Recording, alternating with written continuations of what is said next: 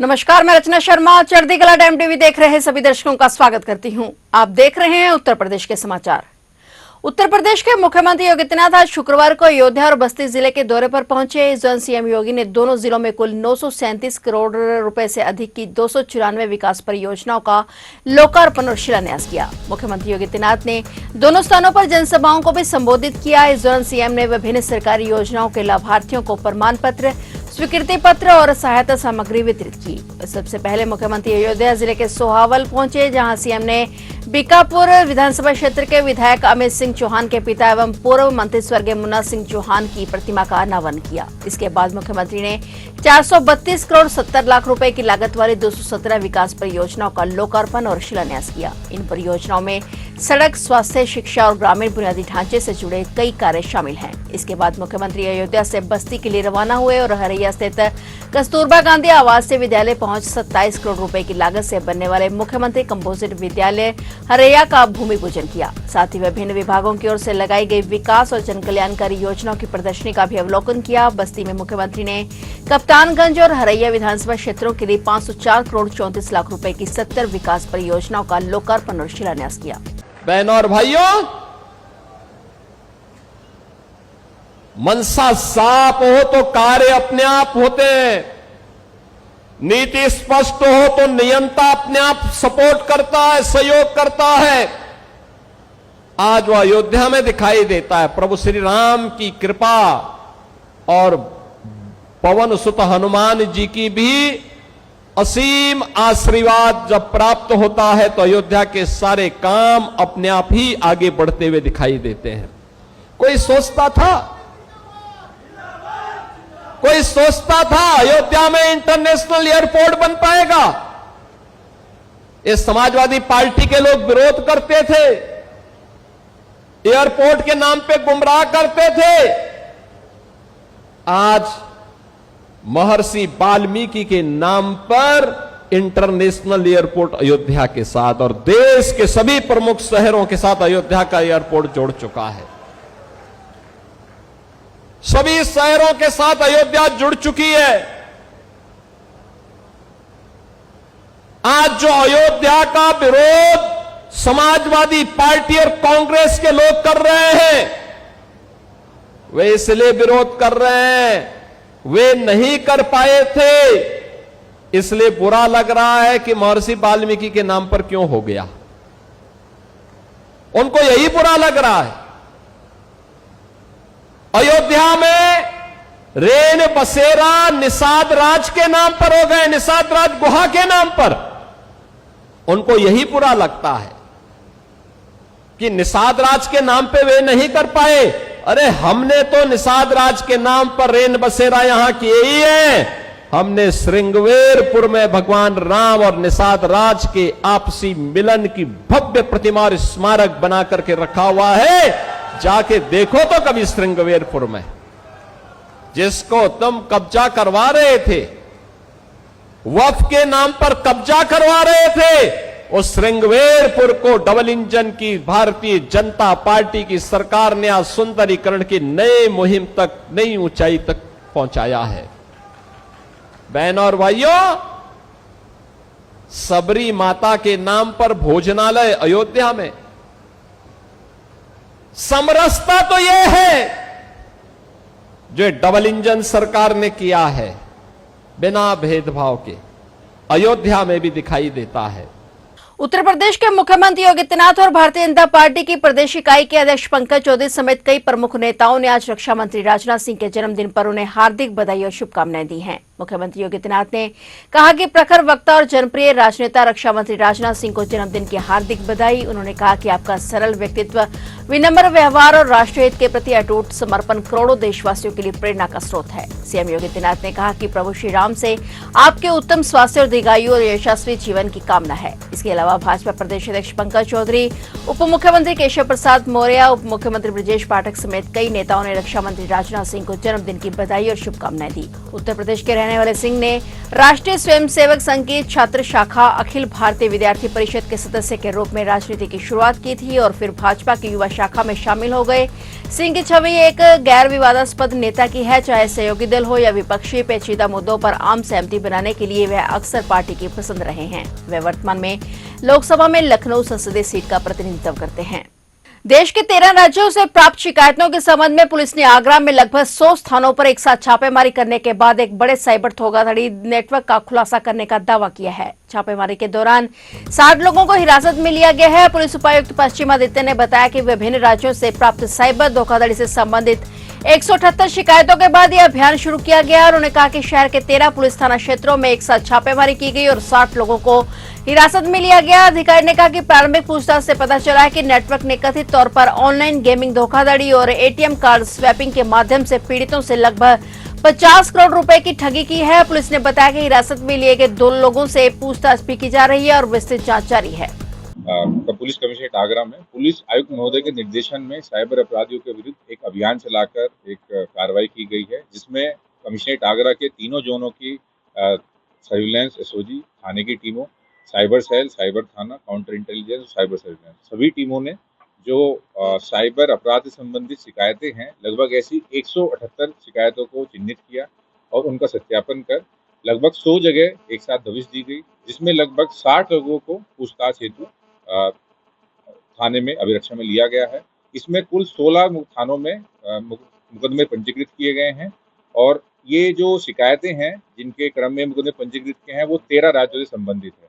अगर मैं इसमें साइबर ठगी की बात करूं तो जो अमाउंट इन साइबर कंप्लेंट के साक्ष्य है वो लगभग 50 करोड़ का है और ये साइबर अपराध जो कारित किए गए वो अलग अलग तरीके के हैं। जैसे इसमें कुछ ऐसे हैं कि जो मैट्रिमोनियल पर अकाउंट बनाकर जिसमें युवतियों के साथ ठगी के भी हैं, कुछ गेमिंग के नाम पर इसमें ठगी है, कुछ ऐसे हैं कि जो भोले भाले लोगों को बहला फुसलाकर उनके अकाउंट्स खुलवा लिए जाते हैं और उनका उपयोग साइबर ठगी में किया जाता है।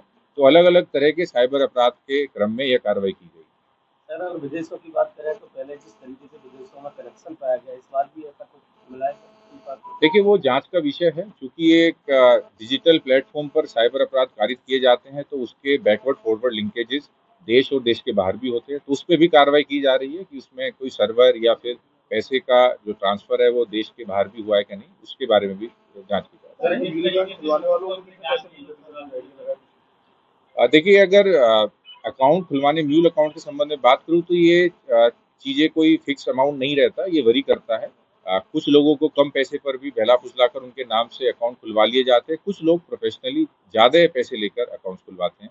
भारत मौसम विज्ञान विभाग ने पश्चिमी उत्तर प्रदेश के कुछ हिस्सों के लिए रेड अलर्ट जारी किया है, जिसमें राज्य भर में मानसून की गतिविधि तेज होने के कारण अगले 24 घंटों में भारी से अत्यधिक बारिश का अनुमान जताया गया है। वही बारिश से संबंधित घटनाओं का कम से कम 7 लोगों की मौत की खबर है। अधिकारियों ने बताया कि संत कबीर जिले के अलग अलग गांवों में बिजली गिरने से 2 महिलाओं की मौत हो गई, जबकि कुशीनगर में बिजली गिरने से 14 वर्षीय एक लड़के की मौत हो गई। पुलिस ने बताया कि बुलंदशहर में भारी बारिश के बाद खुर्जा के मुंडाखेड़ा गांव में अस्थायी तंबू पर दीवार गिर जाने से 2 लोगों की मौत हो गई और 4 अन्य लोग घायल हो गए। शामली जिले के थाना भवन शहर में भारी बारिश के दौरान एक टीन शेड की दीवार गिरने से 49 वर्षीय एक व्यक्ति की मौत हो गई, जबकि गाजियाबाद में 3 वर्षीय पल्लवी अपने घर के बाहर पानी से भरे नाले में डूब गई। क्षेत्रीय मौसम विज्ञान केंद्र लखनऊ के अनुसार मुजफ्फरनगर समेत कई जिलों में बहुत भारी से अत्यधिक भारी वर्षा होने की संभावना है, जबकि पश्चिमी और उत्तर प्रदेश के कई अन्य जिलों में भारी से बहुत भारी वर्षा का अनुमान लगाया गया है। नोएडा के कई इलाकों में घुटनों तक पानी भर गया, जबकि गाजियाबाद में सरकारी विद्यालयों में छुट्टी घोषित कर दी गई।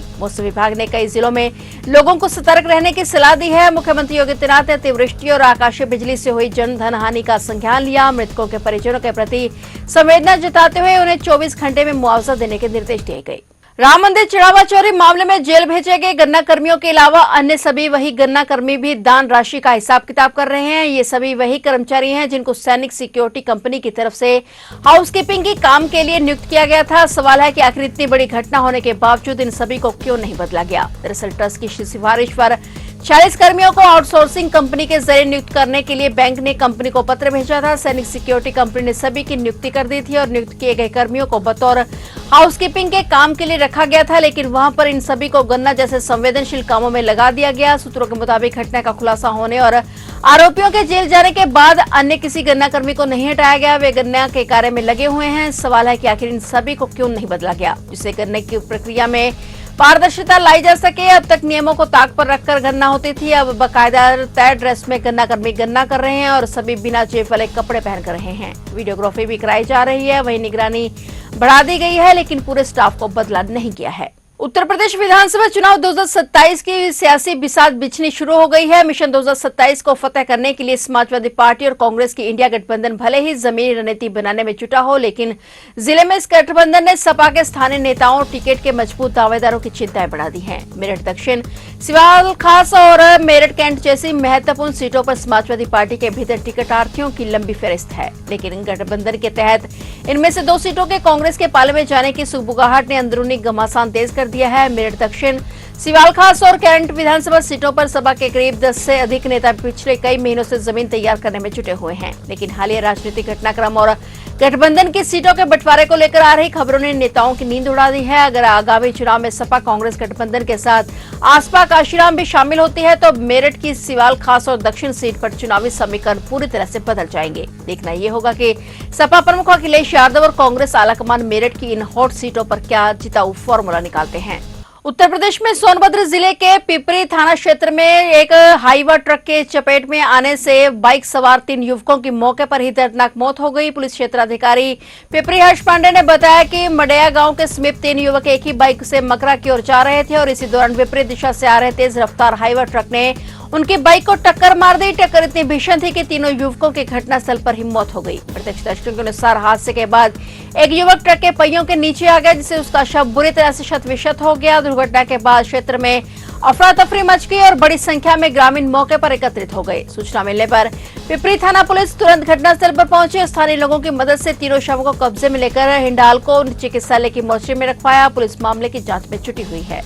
उत्तर प्रदेश में आजमगढ़ जिले के पवई थाना क्षेत्र में हुए दिल दहला देने वाले दोहरे हत्याकांड से पूरे इलाके में दहशत फैल गई है। बेखौफ हमलावरों ने पहले ट्यूबवेल पर सो रहे एक बुजुर्ग की कुल्हाड़ी से गला काटकर हत्या कर दी और इसके बाद उनके घर पहुंचकर पोते को भी मौत के घाट उतार दिया। प्रारंभिक जांच में जमीन विवाद की रंजिश सामने आ रही है। पुलिस के अनुसार पवई थाना क्षेत्र के हेवती डिडवा गांव में ज्ञात हमलावरों ने पहले ट्यूबवेल पर सो रहे जगदम्बा प्रसाद यादव 70 वर्षीय की कुल्हाड़ी से गला काटकर हत्या की और इसके बाद करीब 400 मीटर दूर से उनके घर पहुंचकर बरामदे में सो रहे उनके पोते शिवांशु यादव उर्फ अंकित 25 वर्षीय पर भी कुल्हाड़ी से ताबड़तोड़ वार कर उसकी भी हत्या कर दी। परिजनों से तत्काल अंबेडकर नगर के नागपुर जलालपुर सामुदायिक स्वास्थ्य केंद्र लेकर पहुंचे, जहां चिकित्सकों ने उसे मृत घोषित कर दिया। अंकित की मौत की सूचना के बाद परिजन जब ट्यूबवेल पर सो रहे उसके दादा जगदम्बा प्रसाद यादव को बुलाने पहुंचे तो वहां उनका शव खून से लथपथ पड़ा मिला। हमलावर उनकी हत्या कर फरार हो चुके थे। घटना की जानकारी मिलते ही गांव में चीख पुकार मच गई और पूरे क्षेत्र में दहशत फैल गई। सूचना पर ग्रामीण पुलिस अधीक्षक चिराग जैन,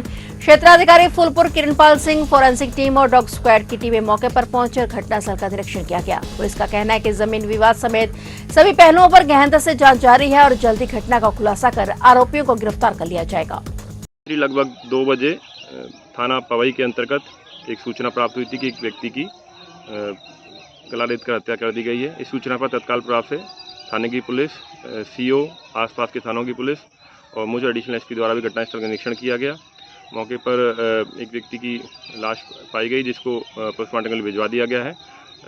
जब घटनास्थल की जांच पड़ताल की गई तो एक 400 से 500 मीटर दूरी पर उनके दादाजी की भी लाश बरामद हुई, जिसको भी पोस्टमार्टम के लिए भिजवा दिया गया है। प्रथम दृष्टया पूछताछ में पारिवारिक लेन देन और कलेश के संबंध में विवाद सामने आया है।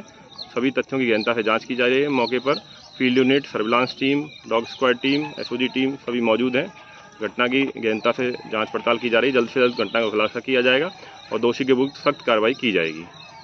तो आप देख रहे थे उत्तर प्रदेश के समाचार और नए समाचारों के साथ फिर से हाजिर होंगे। तब तक के लिए देखते रहिए चढ़ती कला टाइम टीवी और मुझे दीजिए इजाजत। धन्यवाद।